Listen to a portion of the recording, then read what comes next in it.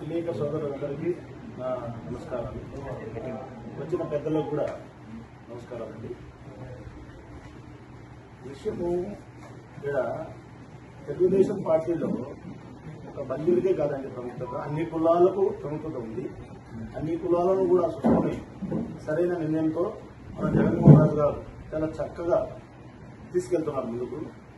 అనేక ప్రోగ్రాములు చేస్తున్నారు. మీ ప్రెస్ మీకు కూడా చాలా సమాచారం ఉంటుంది, తెలియదు, పార్టీకి కూడా తెలుసు.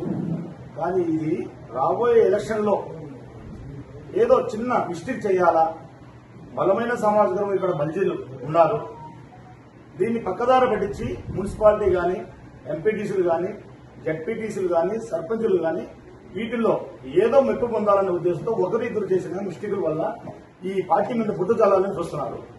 తప్పుగా అనుకోవద్దు, మేమంతా ఐక్యంగా అందరం ఒకరిద్దరు ఏదైనా మిస్టేక్ అయ్యి పక్కకు పోయిండొచ్చు, ఎవరు మాట్లాడేది వాళ్ళు కూడా సర్దుబాటు చేసుకుని తీసుకువచ్చి తెలుగుదేశం పార్టీ కోసం మన మన్యశ్రీ చంద్రబాబు నాయుడు గారికి కానీ, లోకేష్ బాబు గారి కానీ, ఇక్కడ ఉన్న ఇన్ఛార్జి జగన్మోహన్ రాజు గారికి కానీ విజయాన్ని అందిస్తామని నా మనస్ఫూర్తిగా కోరుకుంటున్నాను. 30 మందికి ఇచ్చారండి బల్జలకు, 30 మందికి.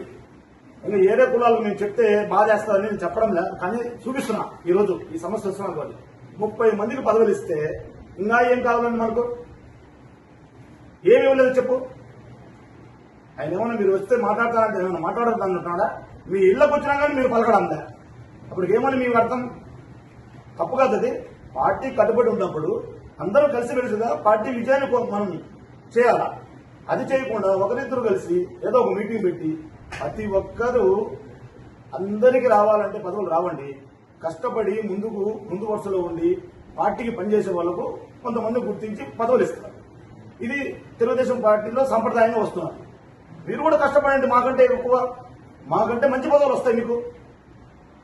జగన్మోహన్ రాజు మీద నిండ వేయడం ఇది తప్పండి. ఎవరేమని అనుకోండి, అందరూ కలిసి ఉన్నాం, అన్ని కులాలను కలుసుకొని పోతే తెలుగుదేశం పార్టీ విజయాన్ని సాధిద్దాం.